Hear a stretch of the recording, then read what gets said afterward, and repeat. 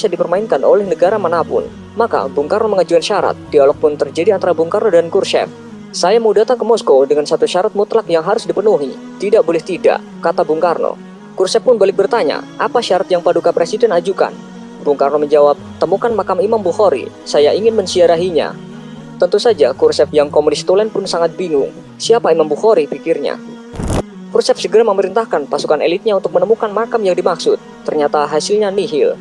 Khrushchev kembali menghubungi Bung Karno. Maaf Paduka Presiden, kami tidak menemukan makam orang yang Paduka cari.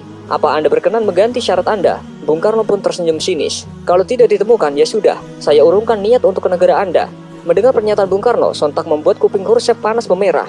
Kalimat singkat Bung Karno ini membuat Khrushchev kecewa. Khrushchev kembali memerintahkan orang nomor satunya untuk memecahkan masalah ini.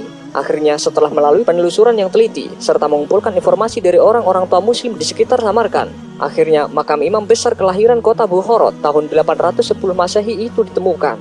Imam Bukhari yang memiliki jasa begitu besar bagi agama dan umat muslim itu dimakamkan di Samarkand pada tahun 870 Masehi. Makamnya ditemukan dalam kondisi rusak tak terawat, berada di ladang kapas yang jauh dari jangkauan masyarakat. Namun betapa kagetnya Soekarno ketika mendapatkan berita bahwa makam itu dalam kondisi yang tidak layak. Khrushchev pun meminta agar makam itu dibersihkan dan dipugar sebaik mungkin. Selesai renovasi, Khrushchev kembali menghubungi Bung Karno. Intinya, misi pencarian makam Imam Bukhari telah berhasil. Sambil tersenyum, Bung Karno mengatakan, baik, saya akan datang ke negara Anda. Akhirnya, setelah sebulan sejak penemuan dan pemugaran makam tersebut, Soekarno bersedia berkunjung ke Soviet. Dengan naik kereta api, Soekarno tiba di kota Samarkand pada tanggal 12 Juni 1961. Ribuan orang menyambut kehadirannya. Di sepanjang jalan, penduduk menyambutnya dengan meneriakkan nama Indonesia dan Soekarno sambil mengibarkan bendera merah putih.